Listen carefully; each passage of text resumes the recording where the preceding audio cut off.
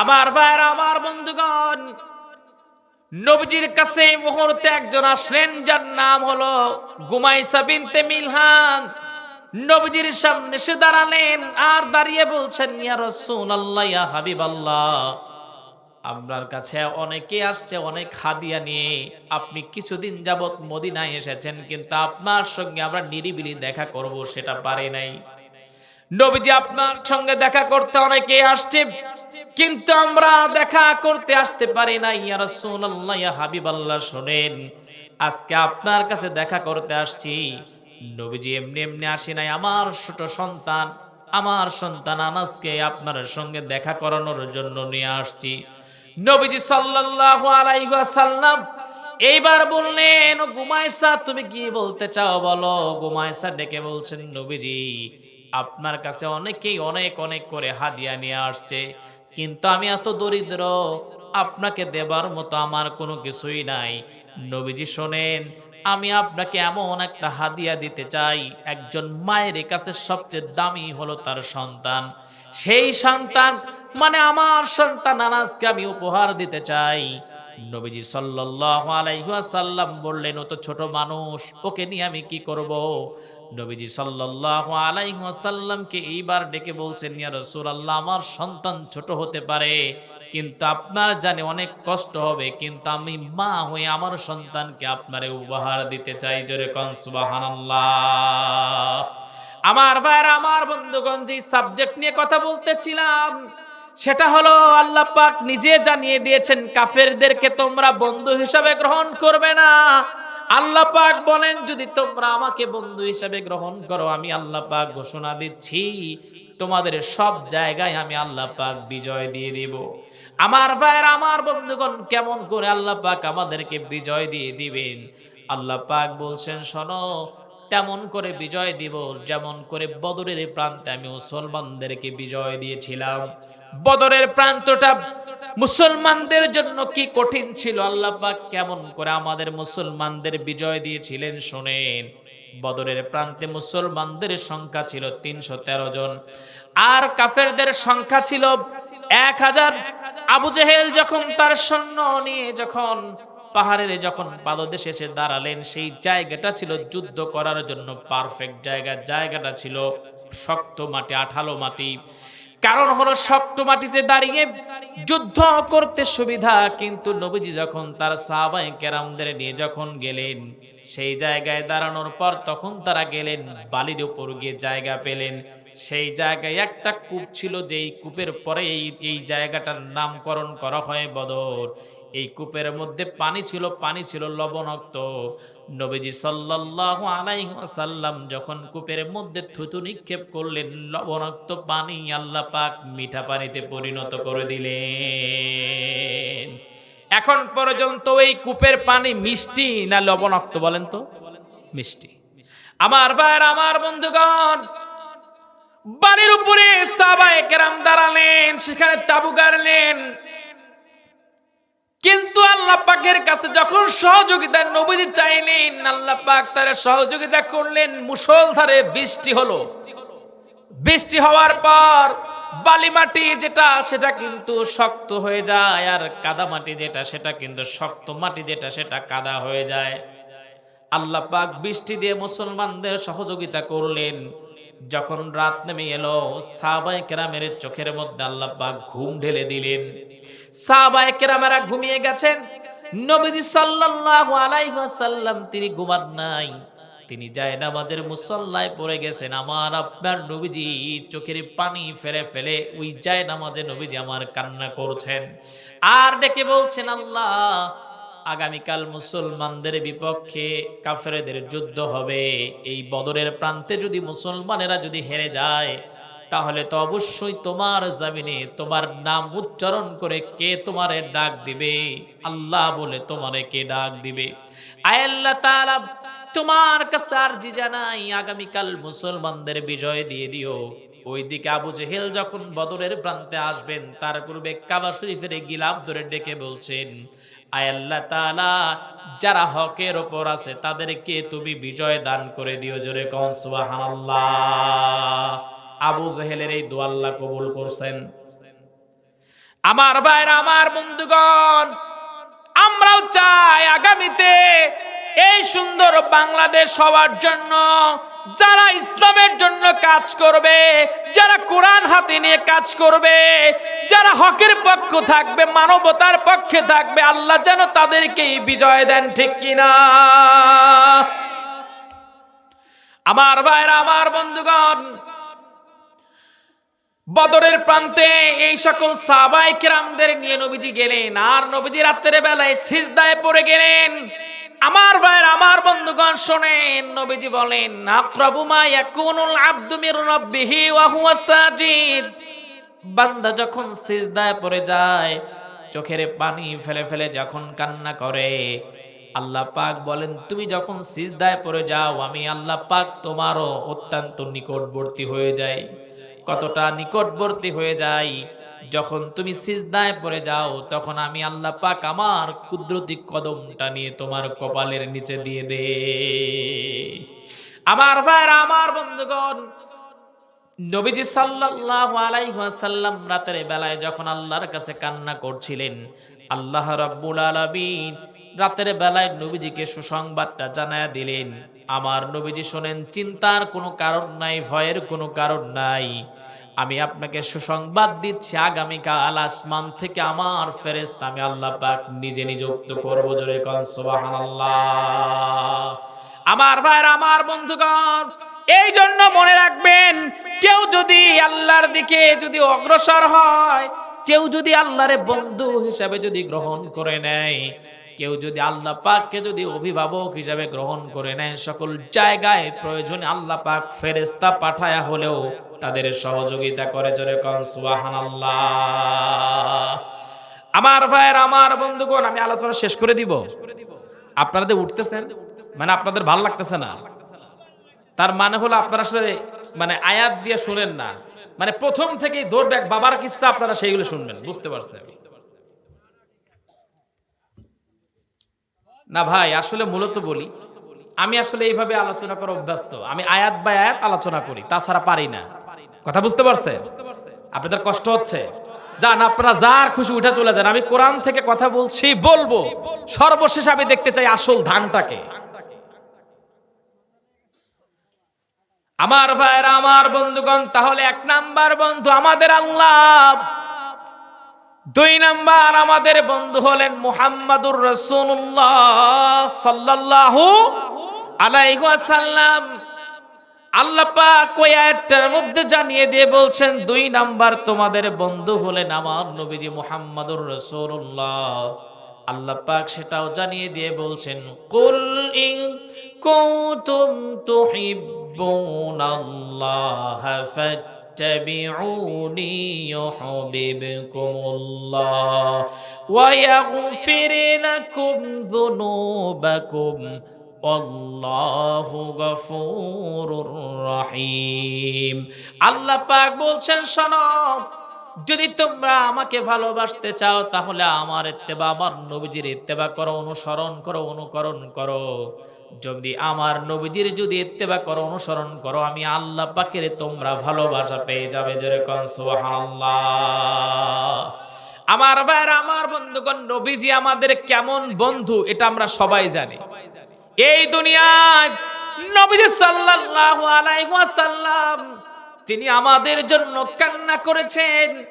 ওই মদিনার সবুজ গম্বুজের নিচে আজও নবীজি সাল্লাল্লাহু আলাইহি ওয়াসাল্লাম আমার আপনার জন্য কান্না করছেন, ঠিক কিনা? কিয়ামতের দিন আল্লাহ পাক যেদিন জাব্বার আর কাহার রূপ ধারণ করবেন, নবীজি সাল্লাল্লাহু আলাইহি ওয়াসাল্লাম সেই দিন পর্যন্ত আমাদের ভুলে যাবেন না। কিতাবের মধ্যে পেয়েছিলাম, নবীজি সাল্লাল্লাহু আলাইহি ওয়াসাল্লাম ছাড়া প্রত্যেকটা নবীরা ওই দিন ইয়া নাফসি বলে কান্না করবে, কিন্তু একমাত্র নবীজি সাল্লাল্লাহু আলাইহি ওয়াসাল্লাম ওই দিন ইয়া হাবলি উম্মতি বলে কান্না করবেন। নবীজি সাল্লাল্লাহু আলাইহি ওয়াসাল্লাম তিনি 50,000 বছর পর্যন্ত সিজদায় পড়ে থাকবেন।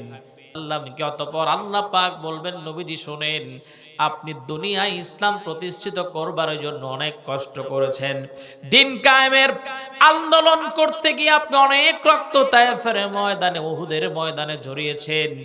আজকে আপনি কান্না করবেন না, আজকে আপনার উম্মতকে নিয়ে কোনো চিন্তা নাই, আপনি মাথা উঠান, আমি আল্লাহ পাক আপনাকে শাফাতের অনুমতি দিয়ে দিলাম। আজকে আপনি আপনার গুনাহগার উম্মত গুলোরে শাফাত করে আমার জান্নাতে পৌঁছে দেন। জোরে কোন সুবহানাল্লাহ। আমার ভাইরা, আমার বন্ধুগণ, নবীজি সাল্লাল্লাহু আলাইহি ওয়াসাল্লাম কেমন বন্ধু আমাদের ছিলেন। খুতবাতে জুলফিকরের মধ্যে আল্লামা জুলফিকর আহমদ নকশবন্দি রাহিমাহুল্লাহ তিনি বলেন, আল্লাহর নবী মুহাম্মদুর রাসূলুল্লাহ সাল্লাল্লাহু আলাইহি ওয়াসাল্লাম আমাদের কেমন বন্ধু ছিলেন। নবীজি দুনিয়া থেকে বিদায় যখন হবেন, তখন নবীজি তার উম্মতরা যেন জান্নাতে যায়, সেই টেকনিকটাও নবীজি বলে দিয়েছেন। সুবহানাল্লাহ বলতে পারেন নাই?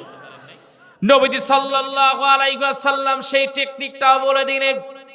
নবীজি যে কয়েকদিন পূর্বে নবীজি দুনিয়া থেকে বিদায় হয়ে যাবেন, তার কয়েকদিন পূর্বে নবীজি তিনি অসুস্থ বোধ করলেন। নবীজি খুতবা দিলেন এক জায়গায় দাঁড়িয়ে, আর সাহাবায়ে কেরামদেরকে ডেকে বললেন, শোনো, এই দুনিয়ার সব সম্পদ আল্লাহ তার একজন গোলামরে দিতে চেয়েছিলেন, কিন্তু তার গোলাম দুনিয়ার জাগতিক সব সম্পদকে উপেক্ষা করে তার রবের সঙ্গে দেখা করাকে বেশি পছন্দ মনে করেছেন। কেউ কিছু বুঝতে পারে নাই, কিন্তু বয়োবৃদ্ধ জ্ঞানবৃদ্ধ সাহাবী আবু বকর রাদিয়াল্লাহু তাআলা আনহু তিনি বুঝতে পারলেন, এই দুনিয়ার সব সম্পদ তো আল্লাহ নবীজিরই দিতে চেয়েছিলেন। তার মানে হলো নবীজি এগুলো গ্রহণ না করে তার রবের সঙ্গে দেখা করবেন, তার মানে নবীজি দুনিয়া থেকে বিদায় হয়ে যাবে, নবীজি থেকে আমরা মাহরুম হয়ে যাব। এই চিন্তা করে আবু বকর কান্না করে। অন্যান্য সাহাবীরা ডেকে বলে, আবু বকর কেন কান্না করো? আবু বকর বলে, তোমরা বুঝো না, এই জন্য এখনো চুপ। নবীজি যেই কথাগুলো বলেছেন, তার মানে নবীজি বুঝাতে চান নবীজি আর দুনিয়ায় বেশি দিন থাকবেন না। আমার ভাইয়েরা, আমার বন্ধুগণ, নবীজি যেই দিন দুনিয়া থেকে বিদায় হয়ে যাবেন, সেই দিন দুপুরবেলা নবীজি ওযু করলেন, জোহরের নামাজ আদায় করবেন, নবীজি পারলেন না। আসরের নামাজ আদায় করবেন, পারলেন না।